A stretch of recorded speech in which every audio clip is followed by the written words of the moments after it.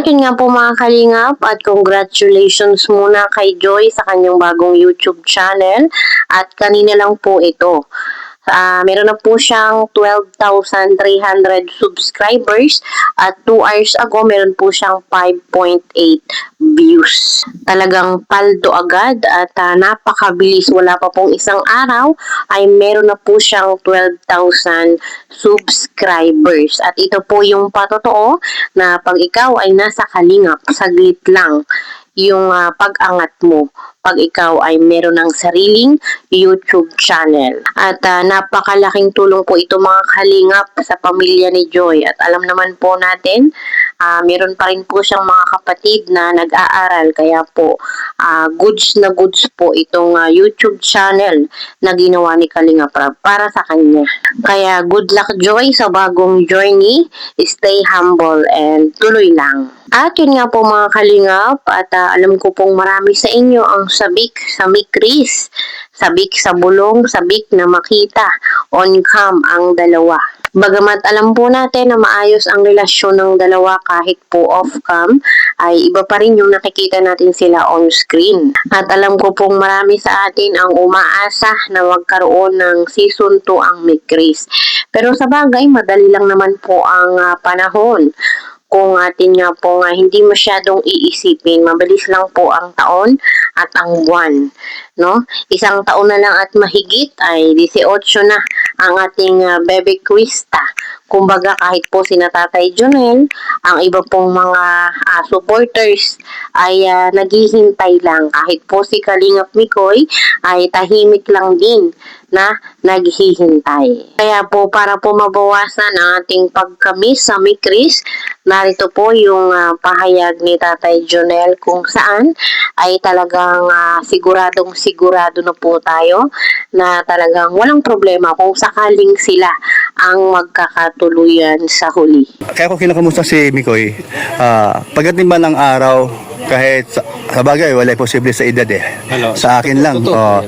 Pero, Bayaw na. yun lang, kaya nga sinasabi ko, kaya nga sinasabi ko, pagdating ba ng araw, tanggap mo ba? Ay sa akin po, pag sa akin ba, Kuya Brooks, wala po akong problema sa akin. Pag mahal ng anak ko, mahal ko. Ayun. So, sa madaling salita, parang ganito lang yun parang, Huwag mo i-upload mo na yan, ha? hindi, okay lang, parang gano'n lang sa ano, oy, sa anak ko, na kung saan masaya, Suportahan ka. suportahan kita. Tama po. Ganun lang, gagayahin mo lang ako. Ulitin nga sinabi niya, kung gusto ng anak niya, wala na siyang magagawa. Suportahan na lang. Suporta. Tama. Kasi kung kukontra ka, mag-aaway lang kayo. Ay, siya po. At magtatampo lang Kapag sa'yo. mahal mo yung anak mo, talagang todo suporta. Kung ano yung desisyon niya, Pero, suporta ka. Pero basta sa tama lang. Sa tama lang. Pero pag mali kasi, pwede tayong pumasok. ngayon, kung halimbawa, pagdating kay Mikoy, may nakita kang hindi mo nagustuhan, anong sasabihin mo? Anong payo mo? Kanino kay Mikoy? Yes, Ay, kay Mikoy. Sa mga bagay na yan, Kuya Brooks, si Krista ang bahala dyan. Basta ikaw, Basta ako, suporta ko kay anak.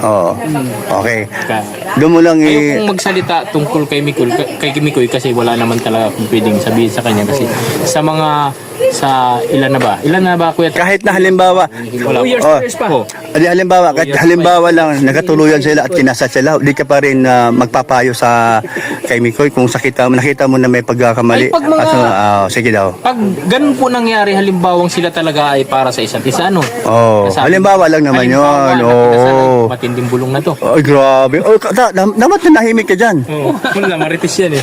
Alam mo, maritis yan. Matinding gulo yan. Pangalawa lang ako. Basta po kung halimbawa sila man magkatuluyan, basta ingatan niya lang si Krista. Ayun. Ano sabi mo kay Brooks? Tama yun. Ingatan niya si Krista na wag niyang Tama. apihin. Huwag mong sasaktan. Huwag mong sasaktan. Yung pag-ingat namin ni Mama Che dyan simula bata pa. Oo. Sobra-sobra. Baka, Alam niya ni Kuya Tat, baka mamaya, malagarig yung liig. pangalawang tatay kaya to. Kaya nga. Baka mamaya, dahil ikaw ay mahilig humawak ng lagari, dahil karpintero ka, baka malagari mo ang Ang alin. liig ni Kuya. Shout out. Joke lang. Joke lang. Joke lang. Joke lang mga. Napag-usapan lang. Napag-usapan lang. Nakikita naman ni Tatay Junil yung Nakikita naman to. Tsaka subaybay natin si Kalingap Pikoy. alam naman natin yung mga ginagawa niya talaga. Oh, ikaw naman. Gentleman siya, gentleman Oh, siya. pero sa totoo lang, ilang buwan ka ng vlogger? Wala pa. Wala pa. Ano pala? Grabe. Pero sa kalam talaga. Salamat. Alam mo kay Brooks, Dahil sa kanyang magandang image, no? So tuloy-tuloy mo lang 'yan. Huwag kang magbago. Huwag kang maghuda sa kalingap. kilala ko to si Kuya Junel na napakabait.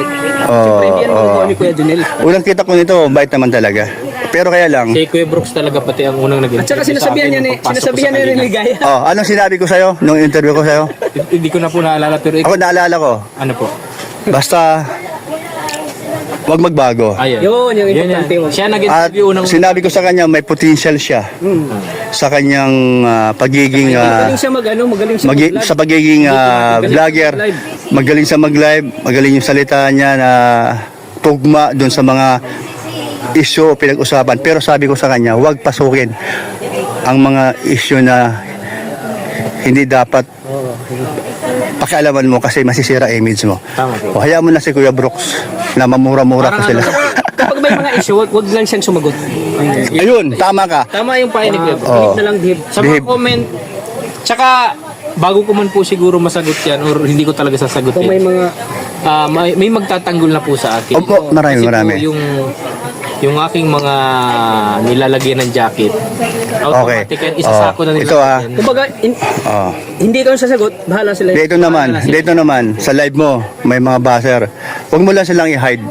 Totoo. Huwag na huwag mong i-hide. Bakit? Kasi pag wala, hindi maging balance doon sa YouTube. Kasi ang basher dagdagan yun eh. Dagdag. Oh, di lang dagdag, importante 'yan para maging balance. Oh. Pangalawa, pwede mo basahin. Huwag ka lang apekto. May bulong sa akin kanina si Tata. Ano daw po? Ang bulong sa akin ni Tata kanina, sabi daw, ang tawag mo na daw kay Mikoy, Manugang. Yun po talaga. Kasi po tayo, tinatawag tayo ni Kalingap Mikoy na dad. Ayun. Siyempre, hindi naman masama na tawagin ko din Manugang. Siyempre, paggalang po baga. Ayun. Tsaka ngayon, may bago na naman tayong aabangan ng ni Chris. May bagong tawag sa amin yan ni Mikoy. Ano? Pambansang Manugang at Pambansang Biyanan. Yoy, Grabe grabe. po yung mga Matindi pala talaga yung bulong na yun. So, dad na ang tawag sa'yo ni Mikoy. Dad na, dad. Tapos ikaw naman tawag mo kay Mikoy, Manugang. Manugang.